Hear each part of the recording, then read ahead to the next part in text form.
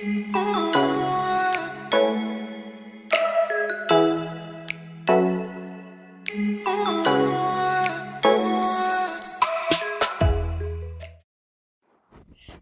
this piece quite a while back.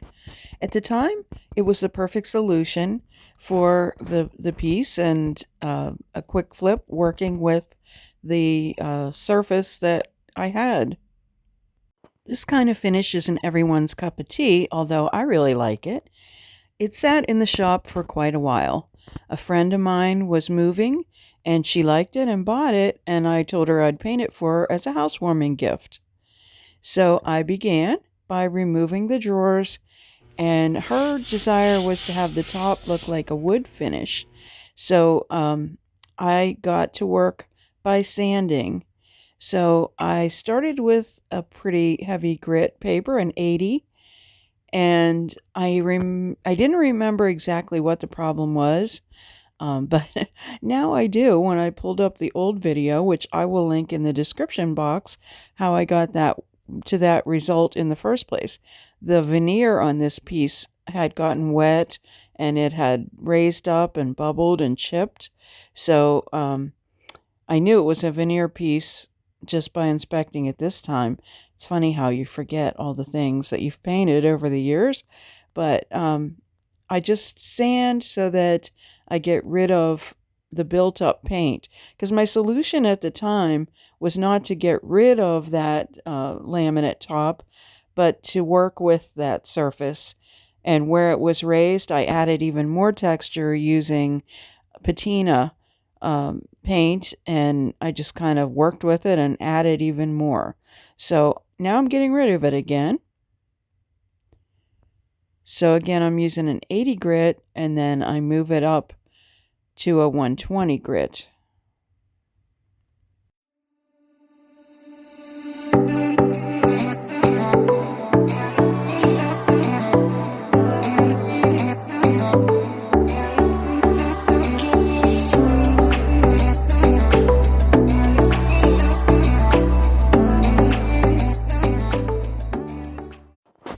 When it's smooth, I use Dixie Belle's Silk in the color Wharf. This will be the same color that I'll be painting the body of the piece. And I just simply coat the top. So again, my friend had requested sort of a dark top with a wood grain kind of finish. And so that is what I'm going for, even though I'm starting with this gray. I want this as a base. I'm going to do a faux finish, a faux wood grain finish, and I want this as my base.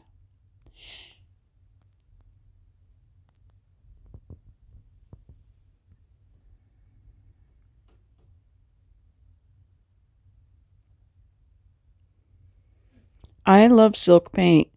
The coverage is amazing over this texture and this color.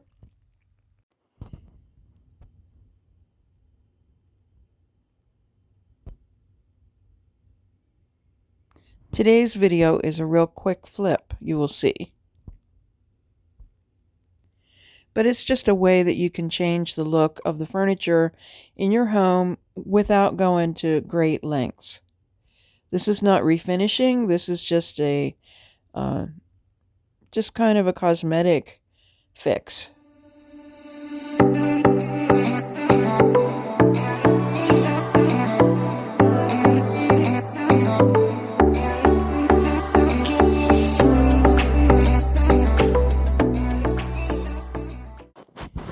Once it's all smoothed out and while it's still wet, I take Dixie Belle's Voodoo Gel Stain in Tobacco Road, and I just randomly put lines. Now, you've probably seen me do this before on videos, and now I'm taking some White Magic in the Voodoo Gel Stain, and also some Black Magic.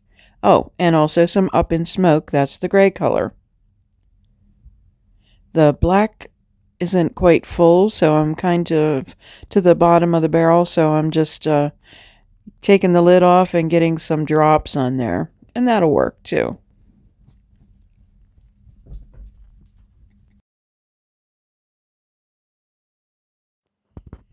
I simply take my brush and just sweeping motion, just blend those colors together without blending them too much. I want that striated look in there that gives it the wood grain effect. I'm not using any wood graining tool or any stamps this time, just working with the brush, since it's such a small top.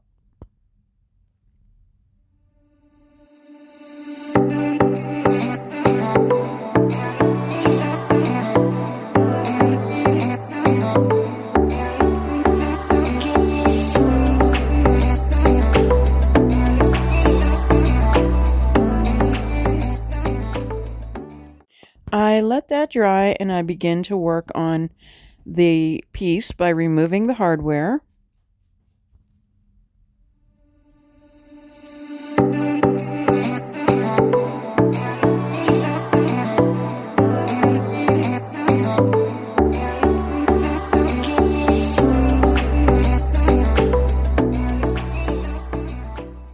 The hardware was painted with the last technique as well, so I'm using sandpaper to remove the texture from it as well.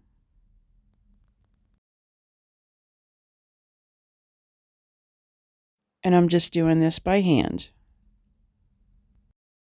Using Rust-Oleum's 2X spray, Ultra Cover Spray in black, I spray the hardware.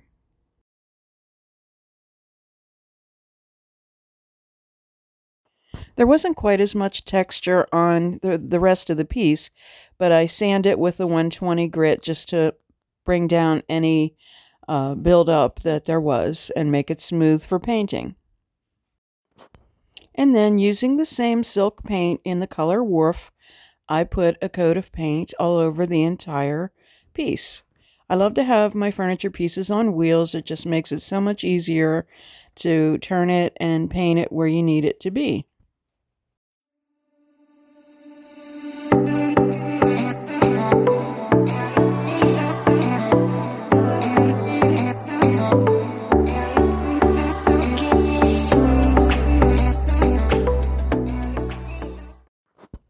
After I paint the piece, then the top looks too light in contrast, so I come back in with more of the Black Magic and the Tobacco Road in the Voodoo Gel Stain.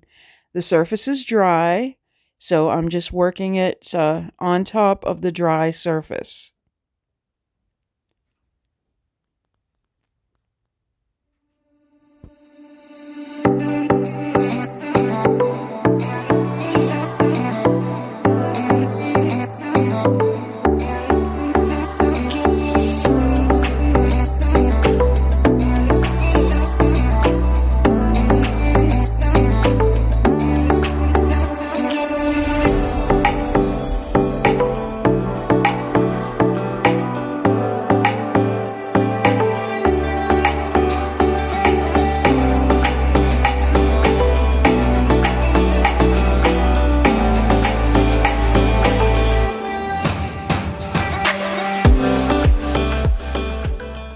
After a second coat of silk has been applied to the rest of the body, then it's time to put the hardware back on.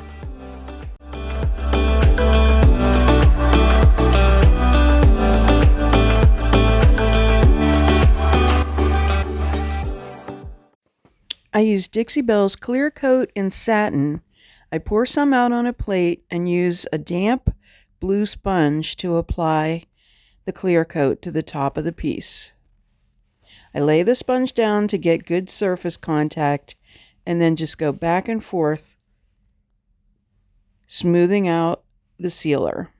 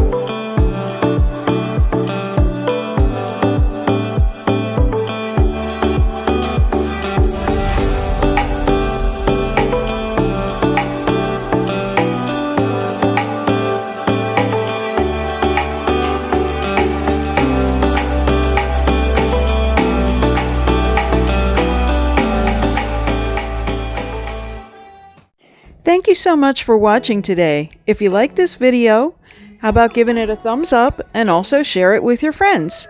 If you haven't subscribed, you'll want to do that so you don't miss anything. Visit us at LaVintageDecor.company, and on Instagram we're LaVintage Decor, and on Facebook we're LaVintage Decor Altoona. Stay well.